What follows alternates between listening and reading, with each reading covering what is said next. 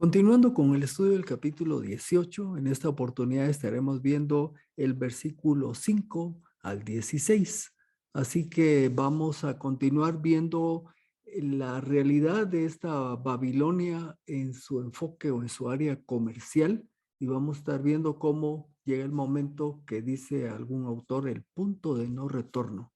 Y es donde la maldad de Babilonia llegó a tal nivel que lo único que le queda es el juicio de parte de Dios.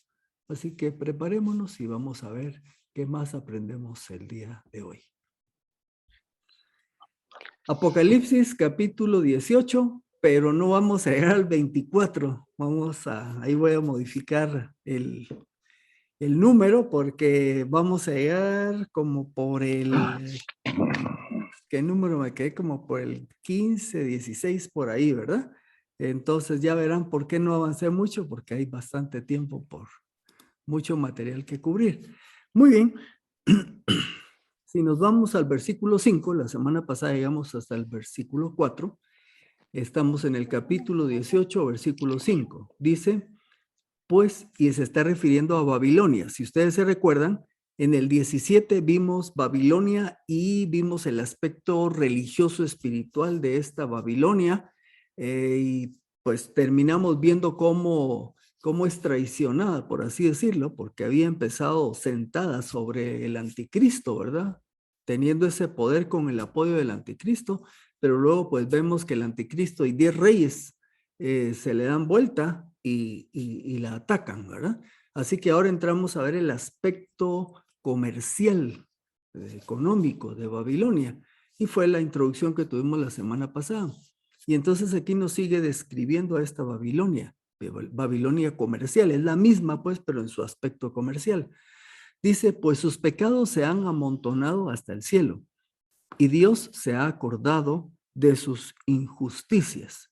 Así que este término, cuando dice sus pecados se han amontonado hasta el cielo, los traductores dicen que fue como quien dice que esos pecados se iban poniendo uno sobre el otro y como que fueran pegándose y se iban aumentando progresivamente. Por eso está la imagen aquí, que se han amontonado hasta el cielo.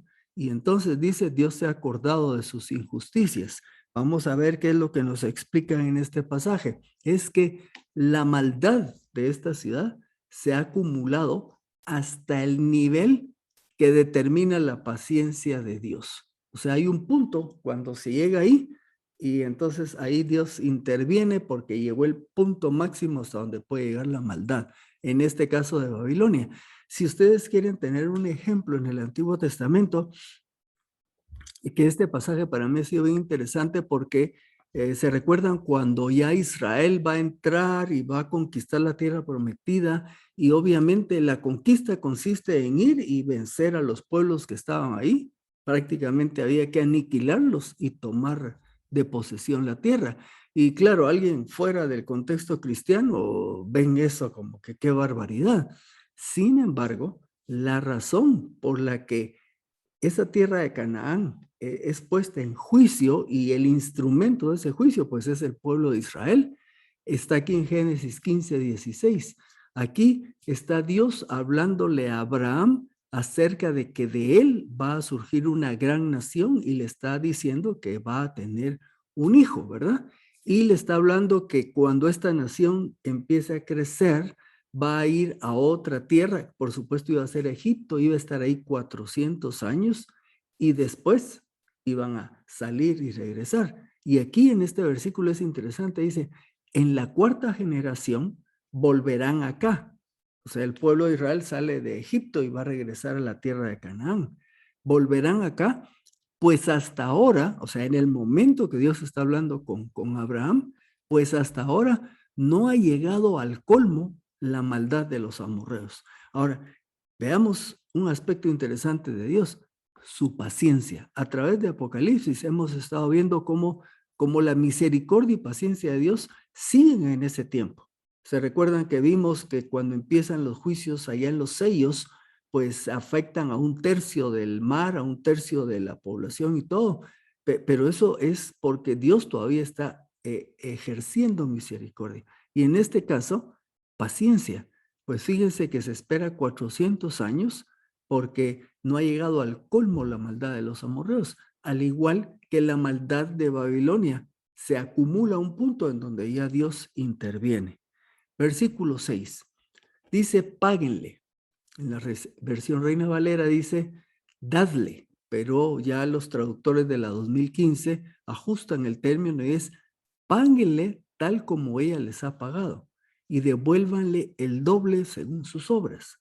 En la copa que ella preparó, prepárenle el doble. Cuando empecé a estudiar este tema y lo leo a primera vez, yo la verdad entendí aquí que devuélvanle el doble era que lo que le iba a pasar a Babilonia era en el duplicado, pues el doble. Pero vamos a ver que el significado, que se meten más a fondo los estudiosos, varía.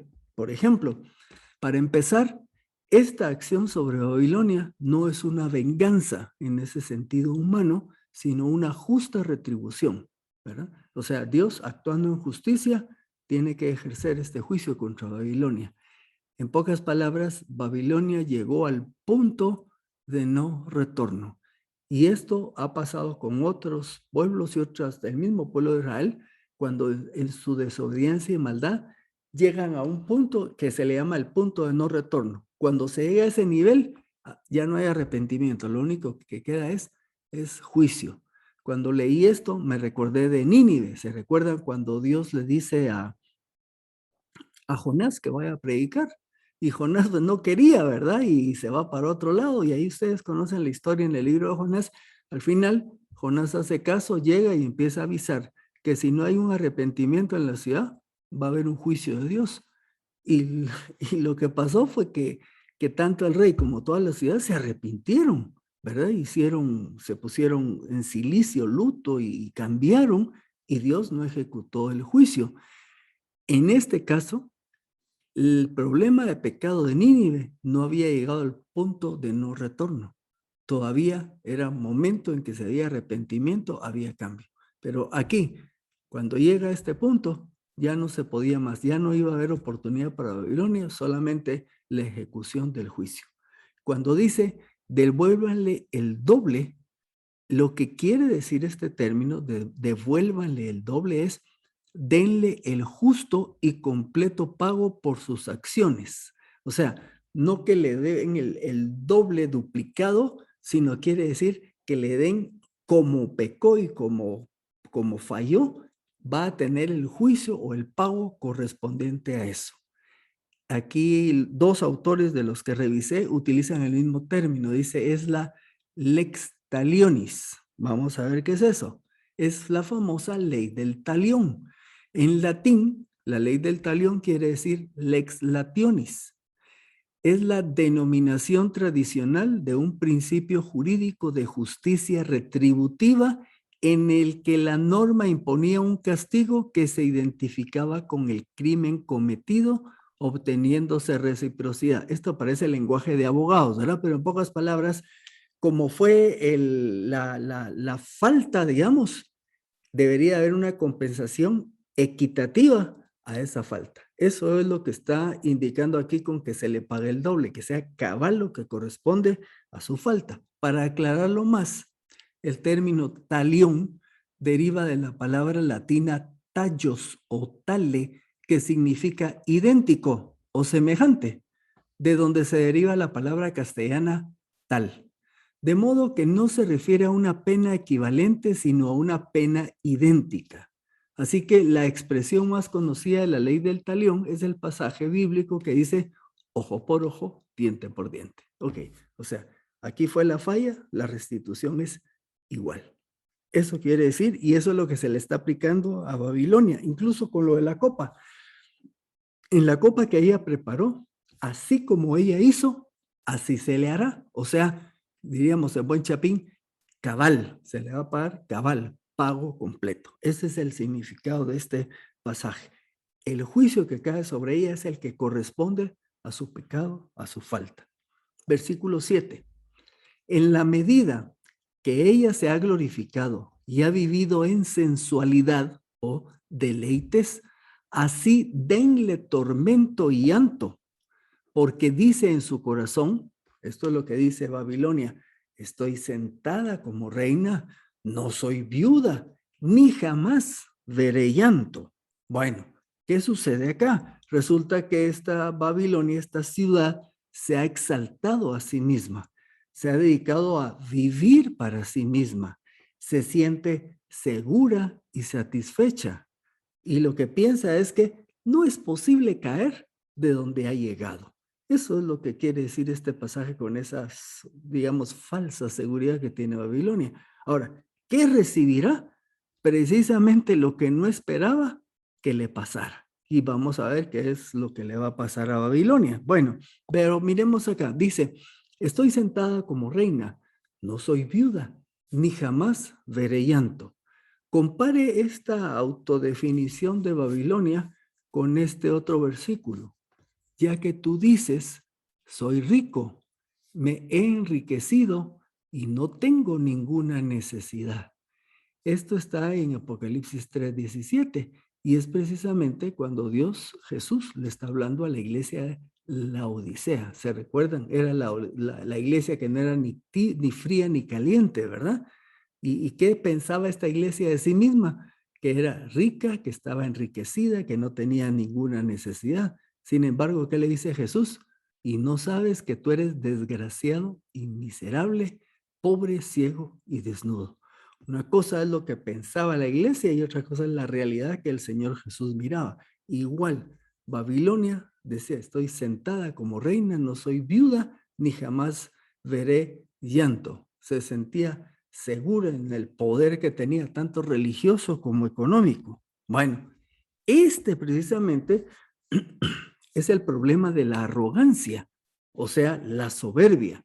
La soberbia, ¿qué es? Es altivez y apetito desordenado de ser preferido a otros. En pocas palabras, cuando yo soy altivo, cuando soy soberbio, yo quiero, como que dice, caerle bien a todos, que todos me aprecien, que todos me prefieran, porque yo me creo, hay un término antiguo, se cree la divina garza, ¿verdad? Se cree, o en nuestro lenguaje más común, es cuando alguien llega a creerse la mamá de Tarzán, ¿verdad? O sea, se le subió a la cabeza. Esta misma soberbia también tiene el significado de satisfacción y envanecimiento de sí mismo.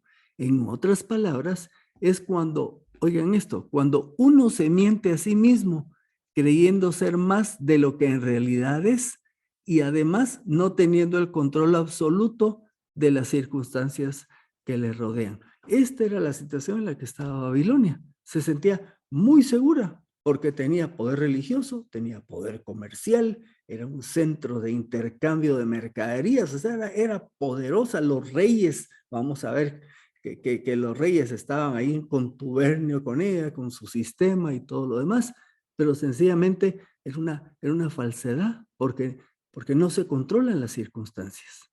Vamos luego a pensar en algo para nosotros más adelante.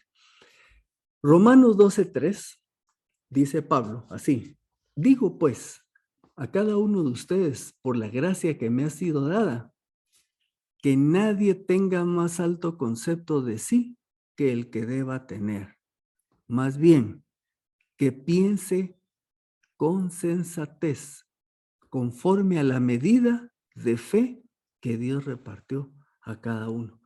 En el libro de Daniel que mencionaba Jorge, vimos, por ejemplo, el caso de Nabucodonosor en el capítulo 2, en el capítulo 4, cuando se le sube a la cabeza la arrogancia, cuando él ve y la ciudad, el imperio que tenía y esa ciudad tan bonita, y en ese momento es cuando caen en locura, ¿verdad? Porque se enalteció, tuvo arrogancia, tuvo soberbia y se vino para abajo. Lo mismo le pasó a la ciudad de Babilonia. Ahora, una pequeña reflexión para cada uno de nosotros. Les voy a contar la historia de Pico. Pico lo conocí hace ya buen número de años. Vamos a ver, cuando yo lo conozco, el Pico andaba por sus 49, 50 años, ¿verdad? Yo participaba en un desayuno, un estudio bíblico, y durante el tiempo nos reuníamos cada semana a estudiar principios bíblicos y llegaban hombres, se iban hombres, porque era un estudio de hombres, y llegaban hombres, pero porque estaban pasando momentos difíciles, andaban buscando un lugar donde encontrar algo de aliento, ¿verdad? En una de esas temporadas, pues llegó Pico. Obviamente este es un apodo, así le decían. Y ya alrededor de 49, 50 años, un hombre ya con un segundo matrimonio, y él mismo nos contó esta historia, que es la que yo les voy a compartir. Dice que un día estaba a la edad de 41 años, estaba en su casa de la playa. Ahora imagínense, su casa de la playa es porque tiene otra casa en la ciudad, ¿verdad? O sea, tenía su casa de la ciudad y la de la playa.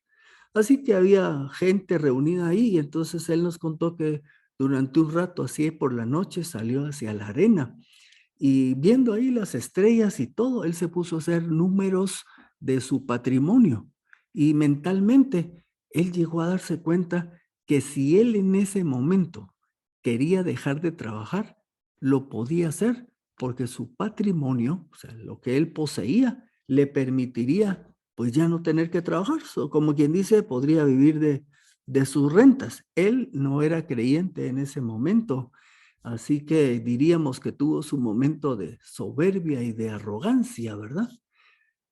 Nos cuenta que un poco más adelante le ofrecen una franquicia de un tipo de restaurante que venía de Estados Unidos, que requería una inversión enorme, así que viene él y toma buena parte de su patrimonio para aportar el capital para la franquicia con un par de socios guatemaltecos, pero él aporta una buena parte para asegurar que les daban la franquicia. Era un buen negocio. Lo único que una vez que se embarca, los dos socios guatemaltecos se hacen atrás y el dinero que se había dado no era recuperable. Así que de la noche a la mañana, después de haber tenido la posibilidad de no tener que trabajar el resto de sus días, se queda sin nada, pierde todo. Cuando yo lo conozco, estaba él arrancando de nuevo, buscando qué negocios hacía, viendo a ver qué podía. Empezaba una cosa, empezaba otra, lidiando con su vida desordenada matrimonial, con el hogar antiguo, el nuevo. No sé si en sus visitas llegó a conocer al Señor, pero lo que quiero ilustrarles es el cuidado que hay que tener con esto de la soberbia y la arrogancia. Así como estamos viendo con Babilonia, a cualquiera de nosotros nos puede pasar que se nos suba la cabeza. Cosas tan sencillas como el estudiante que se cree la mamá de Tarzán y que es muy inteligente y que de pronto pues ya no estudia y todo, y en una de esas pierde, ¿verdad? O puede ser cualquiera de nosotros que trabajamos, que nos llegamos a sentir nos sentimos tan capaces que uno dice, bueno, yo creo que no sería fácil que me sustituyan, así que yo me siento muy seguro en el trabajo porque me necesitan, mi participación es importantísima y se nos sube a la cabeza. Y recuérdense que de la noche a la mañana le dicen a uno, mire, muchas gracias, fíjese que ya no lo vamos a necesitar, ¿verdad? Entonces, tenemos que tener cuidado, que nunca se nos suba el orgullo a la cabeza. Bueno, esta era una reflexión de aplicación personal. Versículo 8. Por eso, ¿por qué? Por esa arrogancia, por esa pecaminosidad que había acumulado Babilonia. Entonces, por esa razón, dice, en un solo día le sobrevendrán las plagas, muerte, llanto y hambre, y será quemada con fuego, porque fuerte es el Señor Dios quien la juzga. Recordemos, Babilonia en su maldad llega al punto de no retorno. Ahorita solo viene juicio. Y dice aquí, en un solo día le vendrán plagas, muerte, llanto y hambre, y será quemada con fuego. ¿Por qué? Porque así como se creía fuerte Babilonia, mucho, mucho más fuerte es el Señor Dios quien la juzga. El juicio será repentino y fulminante, sea por la acción directa de Dios, porque recuérdense que para este tiempo estamos en este periodo de 7 años, ya hemos visto en los capítulos anteriores los sellos, las trompetas y que se están abriendo las copas, ¿verdad? Dios está actuando, o como vimos, que puede también hacer este proceso de juicio a través de otros, como lo hizo en este caso a través de los reyes, los cuernos que vimos en el capítulo 17 y la misma bestia. En el versículo 16 del capítulo 17, recuerden, dice así, los 10 cuernos que has visto y la bestia, estos aborrecerán a la ramera y la dejarán desolada y desnuda. Comerán sus carnes y la quemarán con fuego.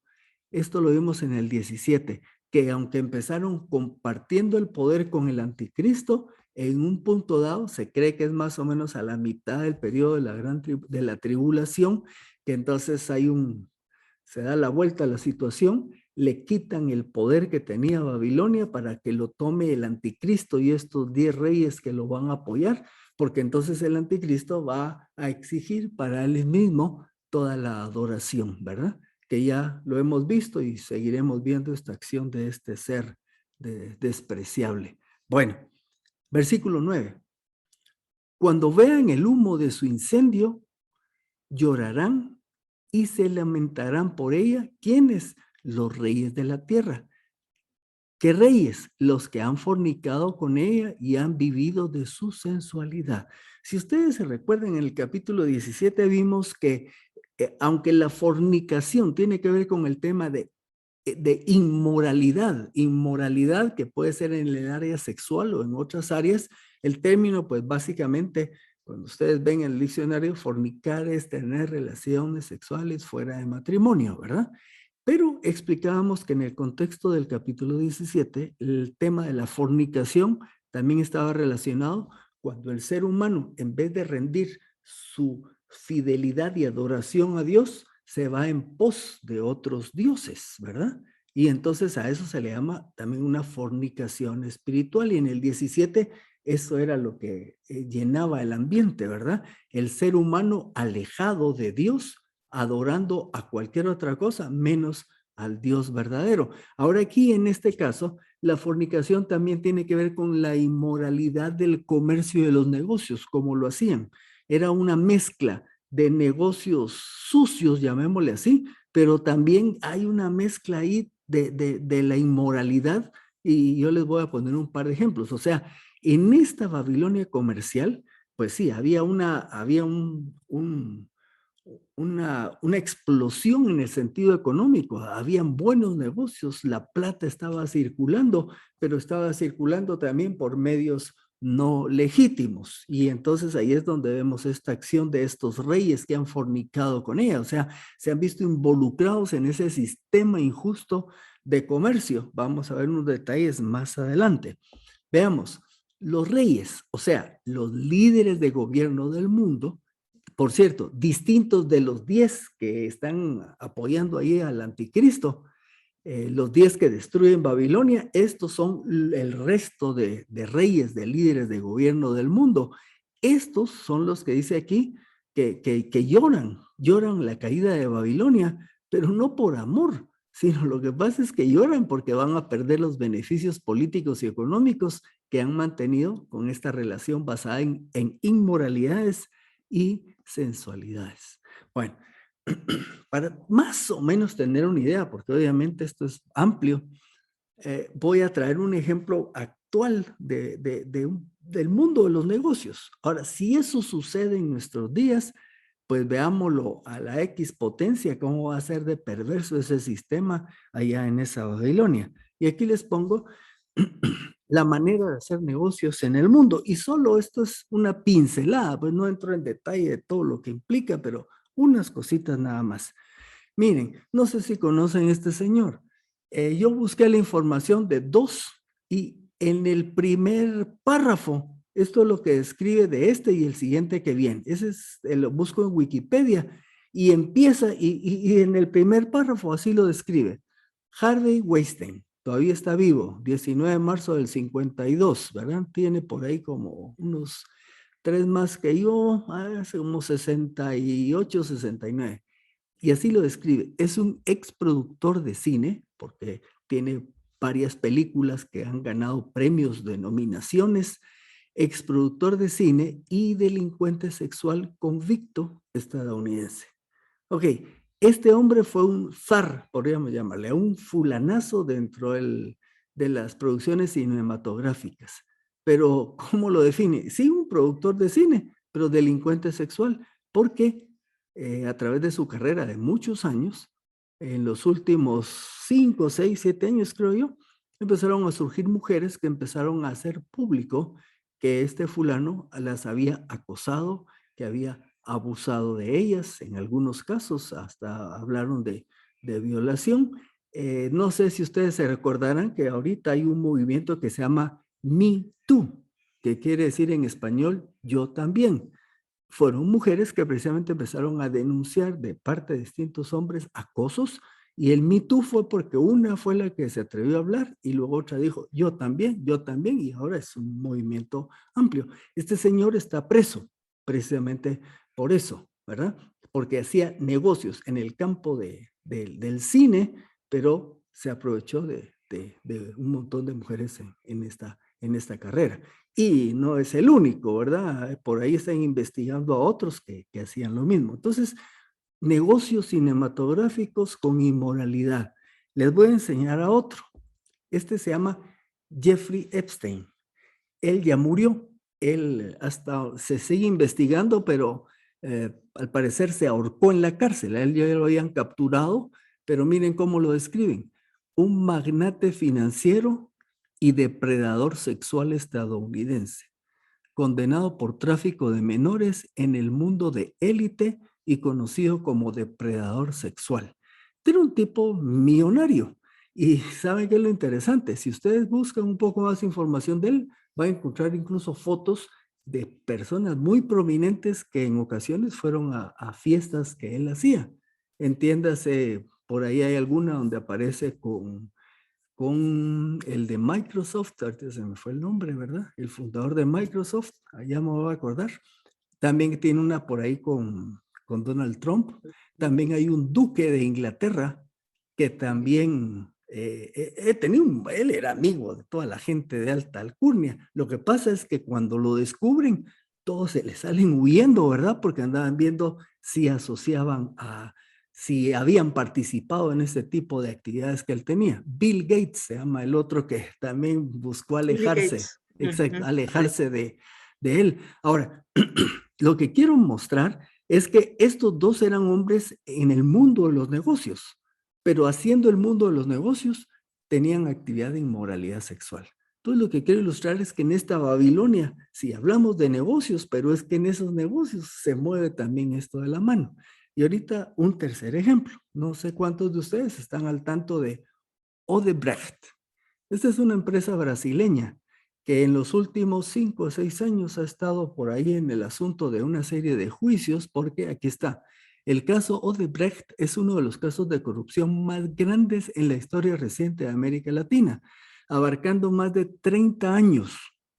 Está basado en una investigación del Departamento de Justicia de los Estados Unidos, junto con 10 países más de América Latina, y quien está en clavo es una empresa constructora de Brasil que se llama Odebrecht. Esta investigación se detalla como Odebrecht, en esta investigación se detalla cómo Odebrecht había realizado coimas, estos son mordidas, diríamos aquí, ¿verdad?, de dinero y sobornos a presidentes, expresidentes y funcionarios de gobiernos de 12 países. Ahí está la lista: Angola, Argentina, Brasil, Colombia, Ecuador, Estados Unidos, imagínense, en amarillito, Guatemala, México, Mozambique, Panamá, Perú, República Dominicana y Venezuela durante los últimos 20 años para obtener beneficios en contrataciones públicas.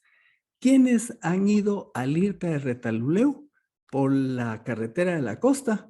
Es una carretera que no está terminada, que iba a ser de doble carril y en unos pedazos funcionan, en otros no. Bueno, la empresa que tenía a su cargo esto era Odebrecht, precisamente, y nunca terminó, le pagaron y luego vino el clavo. Y por cierto, hay un exministro de comunicaciones de un gobierno pasado que está siendo perseguido todavía por clavos con esta empresa.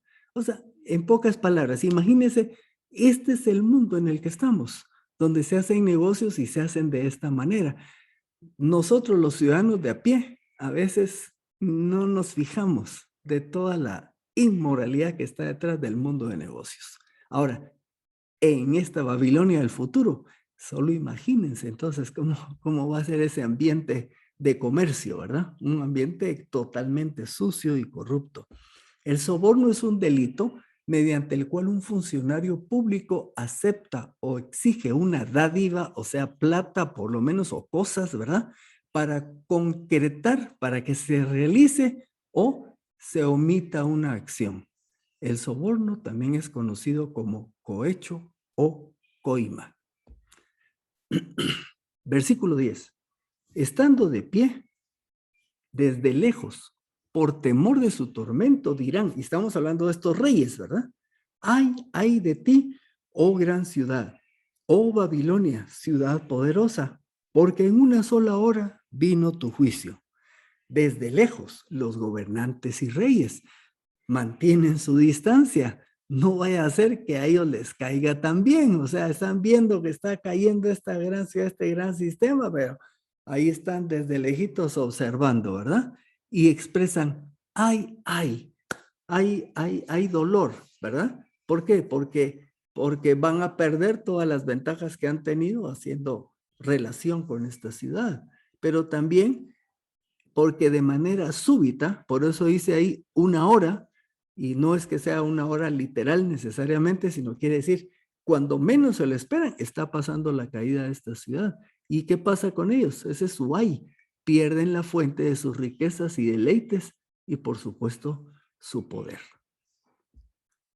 La ONU actualmente tiene 193 estados miembros. Y menciono esto solo porque en el tiempo final 10 estarán apoyando a la bestia, el resto haciendo negocios con Babilonia, y entonces viene el anticristo y toma el poder absoluto en un momento dado que está relacionado con la caída de Babilonia. ¿Qué otro grupo también lamenta la caída de Babilonia? Vemos a los reyes, o sea, los gobernantes. El otro grupo está en el versículo 11, dice, y los comerciantes de la tierra lloran y se lamentan por ella. Oigan esto, porque ya nadie compra más su mercadería. De nuevo, no se están lamentando nada más, ay, yo como quería Babilonia tan chula que no puede, no es que lo que les está doliendo más es lo que están dejando de poder obtener, las ventajas. En este caso, los comerciantes dicen, ya nadie compra más su mercadería. Yo hago una preguntita aquí. ¿Será acaso que Babilonia va a ser un mega broker? Y claro, si usted no se maneja en el mundo de los negocios, dirá que es eso de un broker, es la palabra, pero como es en grande, yo le puse mega broker. Les voy a explicar qué es un broker. Un broker, del inglés broker, ¿verdad? Es un anglicismo, es un individuo o institución que organiza las transacciones entre un comprador y un vendedor en ciertos sectores a cambio de una comisión cuando se ejecute la operación. En pocas palabras, eso existe en el mundo de hoy. Por ejemplo, si yo quiero comprar, en alguna oportunidad estaba en Estados Unidos con un distribuidor de productos dentales y le dije, mire, si yo quiero comprar esto, te voy a dar mi dirección de mi broker en Miami, me dijo, porque él a mí no me vendía directamente, sino que tiene que ser a través de este intermediario, de este broker, ¿verdad? Así se hacían, y hay mucho negocio que se hace así. Y en Miami, como es un punto cercano a Latinoamérica, hay mucho broker de lo que ustedes quieran comprar. Son intermediarios. Así que en este sentido estoy pensando en Babilonia como una ciudad mega broker. Me explico que era donde se hacían los negocios para comprar y vender. Es decir, este broker es el agente que actúa como corredor o intermediario entre un comprador y un vendedor, usualmente cobrando una comisión y convirtiéndose en director de parte de ese acuerdo. Por esta razón, cae Babilonia. Y lo que pasa es que en Babilonia era donde se hacían los negocios de compra-venta. Al caer Babilonia, todos los comerciantes, ¿cómo venden su mercadería si era por medio de ellos que se podía lograr la distribución a otros lugares? Así que esto es una crisis económica increíble la que va a pasar cuando caiga esta Babilonia. ¿Qué negocios se hacían en Babilonia? Mercadería de oro, plata, piedras preciosas, perlas, lino fino, púrpura, seda, escarlata, toda madera olorosa, todo artículo de marfil, todo artículo de madera preciosa y de cobre, y de hierro y de mármol. Además, canela, especias aromáticas, incienso, mirra, perfumes, vino, aceite, harina refinada, trigo, ganado, ovejas, caballos, carros y voy a trabajar un poquito más lo último, y cuerpos y almas de hombres. Eso era lo que se negociaba ahí en esta Babilonia. En la lista se aprecia que es mercadería de todo tipo. O sea que Babilonia concentra un gigantesco comercio a nivel mundial. Pero nos dicen los comentaristas que los productos mencionados en el tiempo de Juan, Juan el apóstol que escribe Apocalipsis, eran considerados artículos de lujo. En pocas palabras, que había negocios, pero negocios de alto nivel, de buena mercadería. Todo este negocio es el que se viene abajo con la caída de Babilonia. Por eso los reyes, por eso los comerciantes dicen, ay, ay, y se lamentan y lloran. Pero le pongo interés a esto. Dice que también se comerciaban cuerpos y almas de hombres. Y cuando uno lee esto, dice, ¿cómo es eso, verdad? Estamos en una época de la humanidad donde pues ya no se trafica con seres humanos, la esclavitud quedó en el pasado. Bueno, pensemos un poquito. A continuación les transcribo un par de citas del comentario de Daniel del doctor Constable. Las personas, oigan esto, las personas son compradas y vendidas y a veces comercializadas por los equipos deportivos. Qué interesante eso, ustedes saben, ¿verdad? Vendieron a Messi, vendieron a Cristiano Ronaldo por tantos millones, un club se lo vende al otro, me explico.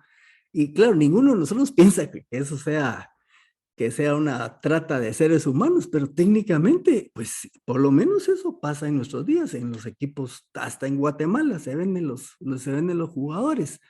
Pero vean esto, dice, y nuestras grandes corporaciones más y más buscan controlar la vida de sus ejecutivos y trabajadores. Oigan esto, a la medida que la gente llega a estar más esclavizada a una vida rodeada de lujos, con más facturas que pagar, se encuentran a sí mismas incapaces de independizarse del sistema. Me pongo a recordar, ustedes, yo les he contado que voy con cierta regularidad a un restaurante nacional, que ahorita no voy a decir el nombre, pero platico ahí con las damas que atienden y fíjense que, por ejemplo, me recuerdo que hubo una temporada que trabajaban por así decirlo, de 6 de la mañana a 10 de la noche, corrido. Y entonces, pero eso es más de 8 horas, sí, pero lo que pasa es que al día siguiente tenían libre. Entonces, un día sí, un día no. Ahora, piense usted lo que es trabajar de 6 de la mañana a 10 de la mañana, de 6 de la mañana a 10 de la noche. Eso es cansado, ¿verdad? Bueno, como ya llevo buen tiempo que voy, ahora ya tienen otra modalidad. Ahora trabajan, póngale de las 5:30 de la mañana como a la 1:30, un turno. Y el otro turno entra a esa hora y van saliendo a las 10. Bueno, muchos lugares tienen horarios así, sí, pero resulta que las turnan. Las de la mañana esta semana, la semana entrante están de noche. Entonces usted piense si fueran patojas o patojos que quieren estudiar, ¿dónde van a poder estudiar si una semana están en la mañana y otra en la noche? Ahora, ¿qué me puse a pensar yo cuando leí esto?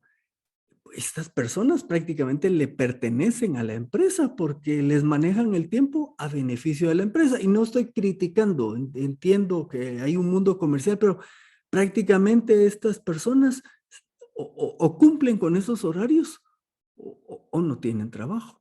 Así que lo que dice aquí Constable, que las empresas, ni modo, tienen trabajadores que están endeudados, pero que les gusta la buena vida, a donde los manden a la hora que quieran, etcétera. Yo molesto a algunos de mis conocidos. Usted sabe lo que es un empleado de confianza. Y le voy a decir que es un empleado de confianza. Usualmente un empleado de confianza gana un poquito más que otros, ¿verdad? Pero ese empleado de confianza, si hay necesidad, si sale a las 5, si hay necesidad, se queda a las 6, 7, 8, le pueden dar las 10 de la noche y no le pagan horas extras. Esos son los empleados de confianza, ¿verdad? Por lo menos aquí en nuestro medio. Le pertenecen a la empresa, ¿verdad? Así está. Terminamos esta sección. La trata de personas que se practica en el mundo de hoy. Ustedes saben lo que es la trata de personas, es el tráfico de personas que existe. Hay la buena parte de esta trata de personas está muy relacionado con la prostitución, pero también en otras áreas de trabajo, gente que está casi como esclavos en unas fábricas, ¿verdad? Que lograron entrar a otro país y ahí les quitan el pasaporte y los tienen agarrados. Bueno, la trata de personas que se practica en el mundo de hoy está ligada al tráfico ilegal de armas y se considera como el segundo crimen más lucrativo a nivel global, superado únicamente por el tráfico de drogas. Ahora, ¿qué piensa este autor? La trata de personas podría llegar a ser más dominante que nunca antes en la historia en el periodo de la tribulación. Si esto pasa hoy, se imagina en un sistema que no tiene valores porque la iglesia fue quitada del mundo y se queda pura gente no creyente. Esto va a ser una cosa espantosa. Así que dice el pasaje, refiriéndose a estos mercaderes, el fruto que anhela tu alma se apartó de ti, todas las cosas exquisitas y espléndidas se te desvanecieron y jamás las hallarán. Ya no podrás disfrutar de esos alimentos codiciados ni de las posesiones, cosas y vestidos de lujo que acostumbrabas tener. Nunca más volverán a estar disponibles. Cayó Babilonia, se acabó todo. Los comerciantes de estos bienes que se han enriquecido de ella estarán de pie desde lejos por temor de su tormento, llorando y lamentando, diciendo, los comerciantes, igual que los reyes, ¿verdad? Ay de la gran ciudad, vestida de lino fino, de púrpura y de escarlata, adornada de oro y piedras preciosas y perlas. Los comerciantes se les muere la gallina de los huevos de oro. Al igual que los reyes, expresan el doble ay por la caída de Babilonia, la gran ciudad, rica ciudad. Así que llegaremos hasta aquí esta noche y solo termino recordándoles algo que dijimos la semana pasada. Cuidémonos nosotros del sistema en el que vivimos, que no nos vaya a gobernar y que no vaya a meter sus raíces dentro de nosotros. Y estuvimos hablando del manejo financiero y les recuerdo que la clave es mantener nuestra identidad en Cristo, ser responsables, no gastar más de lo que ganamos y tranquilos, quiere decir contentos con lo que el Señor nos ha provisto. Así que llegamos hasta aquí esta noche, continuaremos la próxima semana con el resto del capítulo. Muy bien, hemos llegado a la parte final del estudio del día de hoy con el versículo 16 y terminamos recordando la importancia de que en nuestra vida diaria acá tengamos cuidado de cómo manejamos nuestra vida financiera, nuestra relación comercial, que tratemos de que ese mundo en el cual vivimos y que se maneja por otro tipo de principios no nos vaya a esclavizar y nos vaya a tener atrapados. Así que ánimo, buscando vivir bajo los principios que enseña la palabra de Dios, podemos experimentar libertad, una vida diferente. Nos vemos hasta la próxima.